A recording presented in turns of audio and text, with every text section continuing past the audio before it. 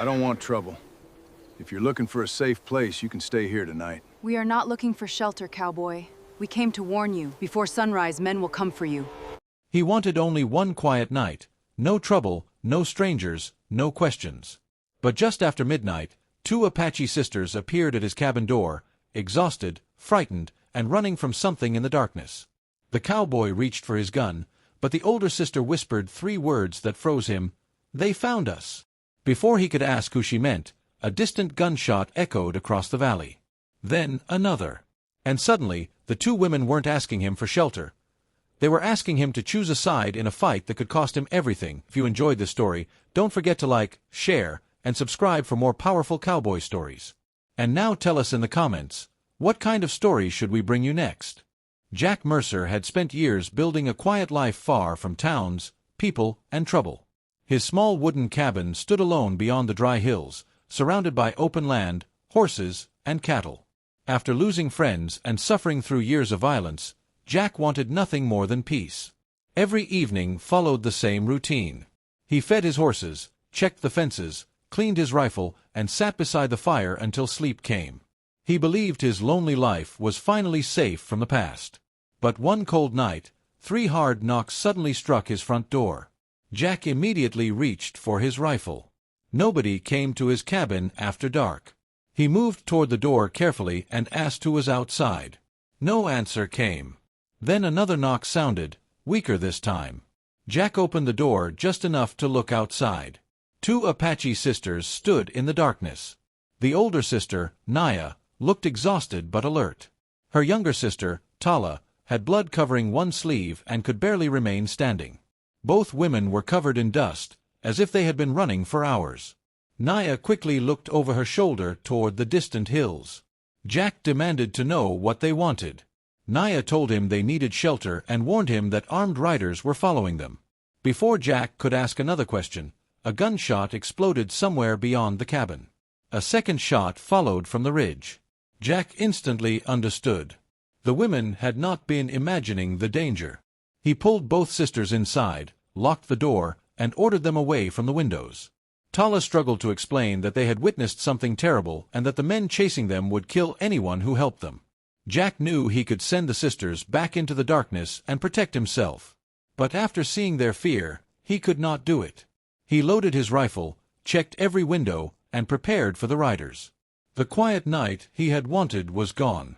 And Jack was about to discover that the 2 strangers at his door carried a secret powerful enough to put all 3 of their lives in danger.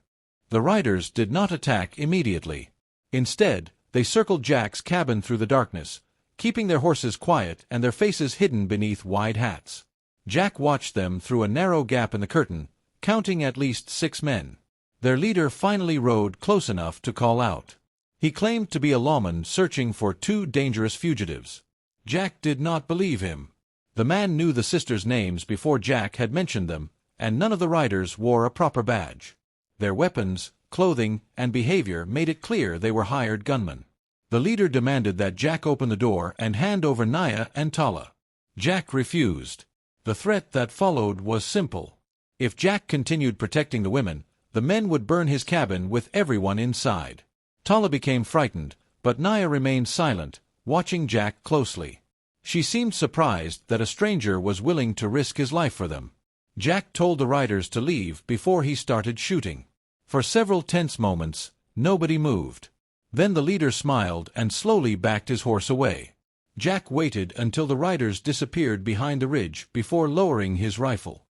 He knew they had not truly left. They were waiting for a better chance.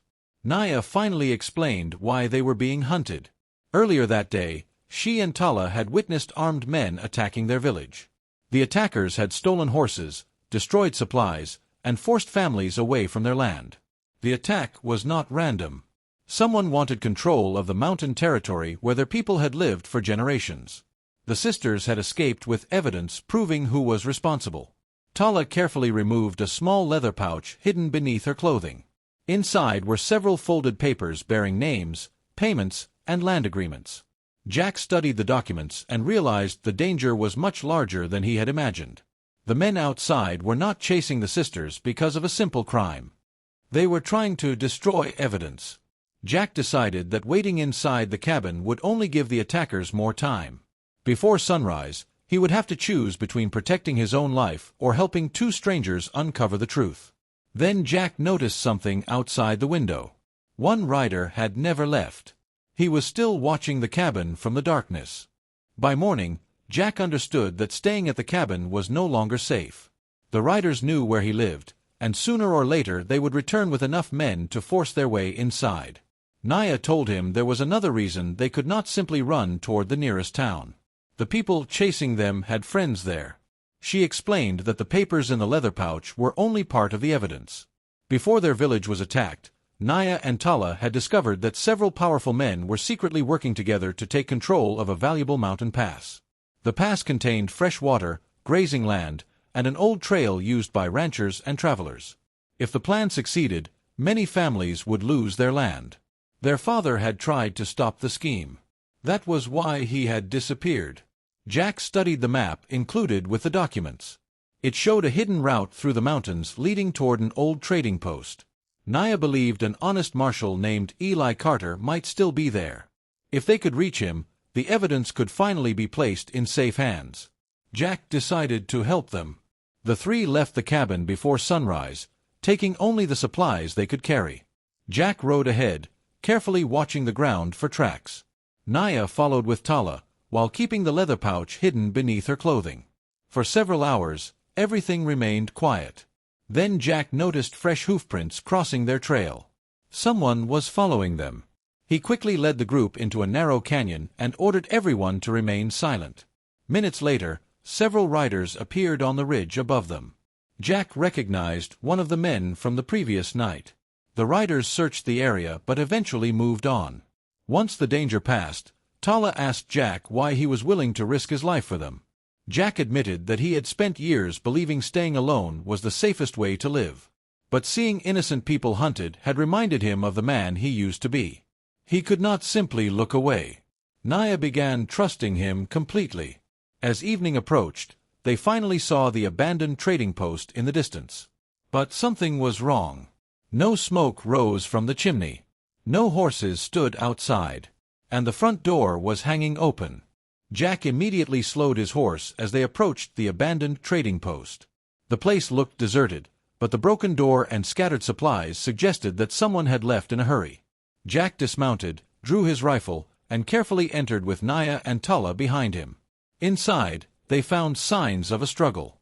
A chair had been smashed, papers were scattered across the floor, and dark stains marked the wooden wall. Naya recognized the signs immediately. Someone had been attacked. Jack searched the building and discovered a hidden room beneath the floor. Inside, they found Marshal Eli Carter alive but badly injured. He had been captured by the same men who were hunting the sisters. Carter warned Jack that their enemies were already close. Before he could explain more, gunfire erupted outside. Ransom and his riders had found them. Jack pushed Naya and Tala toward the hidden passage beneath the trading post while Carter stayed behind to slow the attackers. Jack fired through the windows, forcing several riders to take cover.